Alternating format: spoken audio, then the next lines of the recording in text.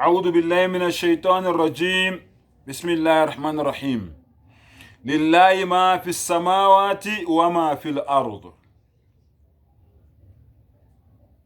Ngicela Allah umvela kuqala, umdala wey'nsuku, umdali wey'nto zonke, umveli nqangi, uqamata angivikele kusathane oqalekisiweyo nongathandwa. Egameni lika Allah onomusa onesihawu.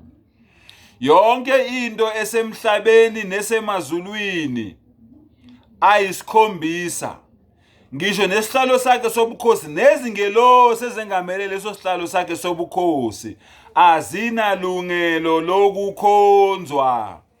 Uyena yedwa umengameli wayo yonke into onelungelo lokukhonzwa. La ilaha illallah, akekho onelungelo lokukhonzwa ngaphandle kuka Allah. Subhanallahi amma yushrikun.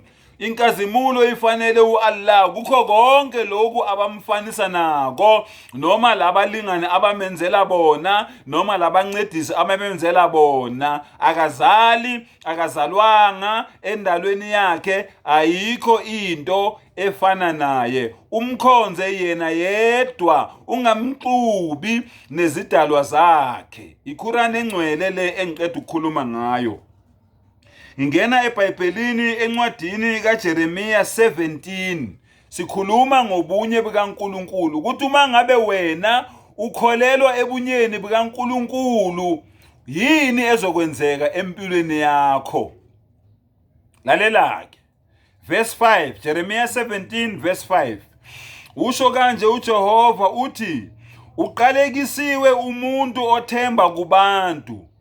Wena-ke othembele kubantu, uyabadla abantu othembele kubo. Umdala uthi uqalekisiwe, uhlala ukwazi lokho. Angikhathali ukuthi bapha abantu othembele kubo, kodwa as long uthembele kubantu. Ngenzeka uthembele kuShembe, umuntu. Ngenzeka uthembele kuJesu, umuntu. Ngenzeka uthembele kwidimoni, umuntu. Ngenzeka uthembele edlozini, umuntu. Ngenzeka uthembele esithunyweni, umuntu. Ngenzeka uthembele emathongweni, abantu. Umdali uthi uqalekisiwe.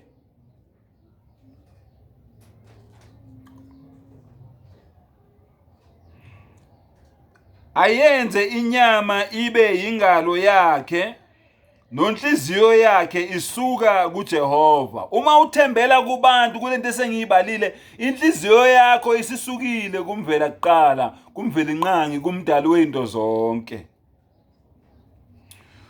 Uyakuba njengesihlahla esiyize ehlane, angaboni ukuthi kuyeza okuhle. Uyakuphumputha ubhekile, uyakuthuluza izindlebe unazo.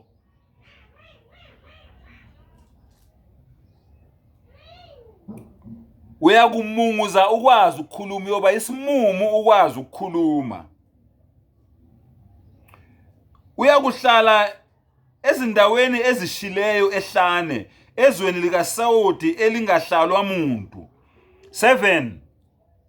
Ubusisiwe umuntu othemba lakhe linguJehova, noma othemba kuJehova, nothemba lakhe linguJehova. Ngokuba uyakuba njengomuthi otshalwe ngasemanzini, ozenabisa izimpande zawo ngasemfuleni. Ongesabi lapho kufika ukushisa, amaqabunga awo abeluhlaza, angabi naluvalo ngomnyaka wesigagadu, anganqamuki ukuthela izithelo. Inhliziyo iyakhohlisa ngaphezu kwakho konke, futhi imbi. Ngubani ongayazi na? Yonke nini enikhonza abanye onkulunkulu ngaphandle kamvela kuqala, nikhohliswa inhliziyo le embi. Phendulani inhliziyo zenu ziphendikele ekumesabeni uNkulunkulu ngokweqiniso, ngendlela afuna nimesabe ngayo. 10. Mina Jehova ngivivinya inhliziyo, ngihlola izinto, ukuba nginike kube yilowo nalowo njengezindlela zakhe. Uyokwehlulelwa ngokwemisebenzi yakho, Wena okhonza uShembe uyohlulelwa ngokwemisebenzi yakho yokukhonza uShembe. Wena okhonza uJesu uyokuhlulelwa ngokwemisebenzi yakho yokukhonza uJesu. Wena okhonza ilanga uyokuhlulelwa ngokwemisebenzi yakho yokukhonza ilanga. Wena okhonza amadimoni uyokuhlulelwa ngokwemisebenzi yakho yokukhonza amadimoni. Wena okhonza amathongo uyokuhlulelwa ngokwemisebenzi yakho yokukhonza amathongo. Wena okhonza amadlozi uyokuhlulelwa ngokwemisebenzi yakho yokukhonza amadlozi. Wena okhonza inyoka uyokuhlulelwa ngokwemisebenzi yakho yokukhonza inyoka. Wena okhonza ukuthakatha uyokuhlulelwa ngomsebenzi yakho yokukhonza ukuthakatha. Wena okhonza imali uyokuhlulelwa ngokwemisebenzi yakho yokukhonza imali. Intendele efukamela ingazalanga unjalo owenza ingcebo ngokungalungi. Iyakumshiya phakathi nezinsuku zakhe abe yisiwula ngasekugcineni. Umzwile uNkulunkulu? Uyazazi ke wena ukuthi ukhonzani. Sengubalele laba wena obakhonzayo. Uthi uNkulunkulu uqalekisiwe, uyokwehlulelwa ngokwemisebenzi yakho.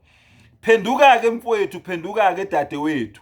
Umkhonze yena yedwa, ungamxubi nezidalwa zakhe. Uma ungakwenzanga lokho, uyongikhumbula mhla uphela amandla, uyongikhumbula mhla uficwa ukufa, uyongikhumbula mhla ungena ethuneni. Ethuneni lo omkhonzayo angeke umbone. Uma ufuna ukwazi ukuthi ethuneni uyobonani, wena okhonza labo bakhonzayo ngaphandle kamenzi wakho, funda uLuka 16 verse 19 wehle nayo uzwe ubunzima oyohlangabezana nabo ngokuba nabanye uNkulunkulu ekhona umenzi wakho. Wa akhir dawana anilhamdulillahi rabbil alamin.